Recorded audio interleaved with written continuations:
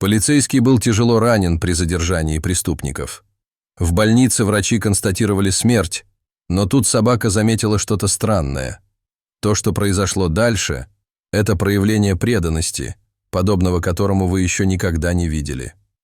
Сержант Алекс Мастерсон крепко сжимал руль своего полицейского автомобиля. Проблесковые маячки были включены, а сирена выла. Он преследовал преступников уже почти 15 минут. Они уклонялись от него в центре города, но теперь, когда они выехали на шоссе, шансы у полицейского увеличились. Он пристально посмотрел на внедорожник, а затем бросил быстрый взгляд в зеркало заднего вида на Чарли, сидящего на заднем сидении. Бельгийская овчарка сидела выпрямившись, с настороженными ушами и умными глазами, следящими за погоней. Внезапно внедорожник преступников резко свернул и вырвался вперед, а затем остановился на обочине. Преступники выскочили из машины и бросились в лес. Алекс пристально посмотрел Чарли в глаза и сказал: «Пока оставайся здесь». Затем он выпрыгнул из полицейской машины, достал оружие и направился к тому месту, где преступники вошли в лес. Они были где-то в чаще, но Алекс не мог увидеть никаких следов. Он осторожно продвигался глубже в лес. Неожиданно резкий удар повалил его на землю. Алекс понял, что его ударили по затылку чем-то тяжелым и что он теряет сознание.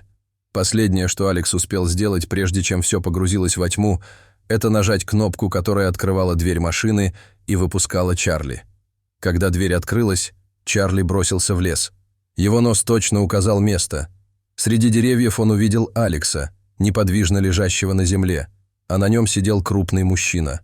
В руках у него был огромный нож, который он поднял, готовясь ударить полицейского. Чарли сбил преступника всем своим весом, отправив мужчину в полет. Преступник вскочил на ноги и выругался, говоря, что убьет и Алекса, и Чарли, а затем бросился на собаку. В одной руке он держал бревно, которое подобрал, а в другой был нож. Пес увернулся от замаха бревном, затем от взмаха ножом, а потом схватил мужчину за руку. Преступник закричал и попытался стряхнуть Чарли, но пес держался, используя силу своих мощных челюстей, чтобы усилить хватку. В конце концов преступник опустился на одно колено, уронил доску и начал наносить удары ножом по Чарли, но пес продолжал уворачиваться. При этом ему пришлось отпустить руку мужчины.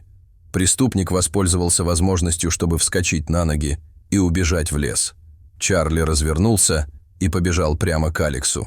Он почувствовал, что его друг находится не в лучшем состоянии, и он был главным приоритетом. Позади Чарли услышал голоса. Его нос по-прежнему улавливал все вокруг, и он побежал на звуки. Это была вторая полицейская машина, которая следила за погоней по рации и приехала на помощь. Двое офицеров узнали Чарли и последовали за ним к Алексу. Когда они его нашли, он был без сознания и в плачевном состоянии. Как только они попали в больницу, ситуация выглядела не очень хорошо. Врачи назначили целый ряд анализов и немедленно начали работать над пациентом. Чарли поехал в участок с одним из других офицеров, но он провел всю ночь беспокойно, бегая туда-сюда и скуля. Когда наступило утро, он уже ждал у машины, когда напарник Алекса вышел из участка. У Чарли была только одна мысль – как можно быстрее добраться до Алекса. Доктор поделился тревожными новостями. Алекс получил серьезный перелом черепа от удара по затылку, а также кровоизлияние в мозг. Он находился в коме, и только время покажет, поправится ли он когда-нибудь. Чарли не разрешили зайти в реанимацию, его оставили лежать у входа в приемную палату. Когда напарник Алекса снова вышел, Чарли с тревогой огляделся в поисках хозяина, но его нигде не было. Пес наклонил голову и посмотрел на коллегу Алекса, как бы спрашивая, где его хозяин. Офицер покачал головой и открыл дверь патрульной машины, чтобы Чарли мог забраться на заднее сиденье. Чарли последовал за ним с опущенным хвостом, как будто он почувствовал, что происходит. Через 3 месяца было принято решение отправить Алекса домой. Он все еще был в коме, но все надеялись, что пребывание в привычной обстановке поможет ему очнуться. Был организован круглосуточный уход, и весь участок сопровождал машину скорой помощи к дому. Чарли нашел место рядом с кроватью Алекса и не отходил от него ни на шаг. Было около 5 часов утра, когда Чарли впервые заметил, что что-то изменилось. Пес не был уверен, что именно, но что-то происходило с его хозяином. Он вылетел из комнаты и поскребся в дверь, где спала сиделка. Она проснулась от шума и неохотно последовала за Чарли. Зрелище, которое предстало перед ними, вызвало у нее слезы. Глаза Алекса были открыты, и они были сфокусированы. Он сначала посмотрел на Чарли. «Привет, мальчик», — сказал он. Его рука была слабой, но он опустил ее, чтобы погладить голову пса. В течение следующих нескольких месяцев восстановление Алекса было медленным и тяжелым. Однажды ночью Алекс попытался встать с кровати, чтобы пойти в ванную. Чарли сразу проснулся и был готов последовать за ним, но чуткий пес заметил что-то странное. Чарли наклонил голову и внимательно посмотрел на Алекса. Его друг уже стоял на ногах, но был очень неустойчив. В следующий момент лицо Алекс исказилось от боли. Он стиснул зубы, а глаза покраснели. Чарли ринулся к спальне сиделки. Он скребся, лаял и рычал, пока внутри не послышалось движение, а затем побежал обратно к Алексу. К этому времени мужчина упал. Его тело все еще судорожно дергалось, а из уголков рта стекала тонкая пена. Сиделка вошла в комнату и взяла ситуацию под контроль. Она подложила подушку под голову, чтобы поддержать шею, и осторожно перевернула его на бок. Она проверила пульс и дыхание, а затем позвонила в больницу. Когда врач прибыл, он осмотрел Алекса, а затем покачал головой. Он повернулся и быстро заговорил с сиделкой. В комнате воцарилась общая печаль. Они разговаривали и вели себя так, как если бы Алекс был мертв.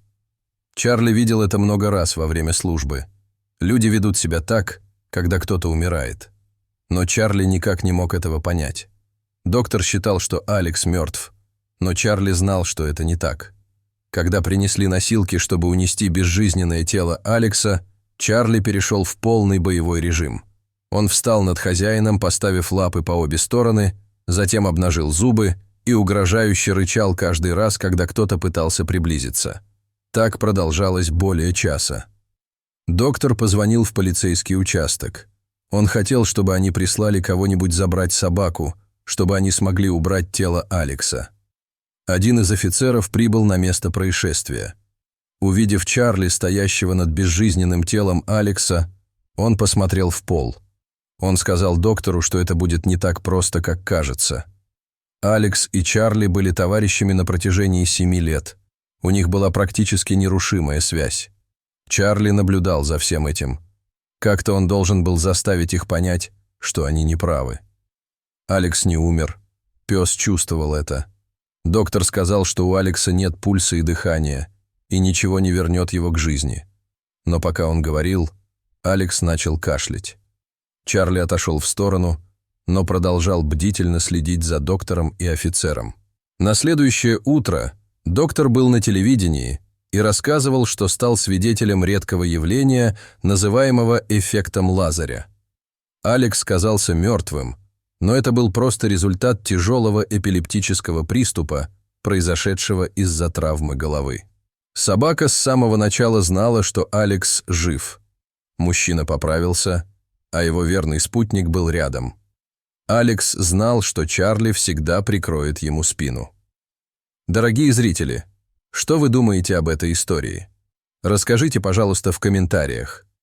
А если вам понравилось это видео, то ставьте лайк и подписывайтесь на наш канал. До свидания.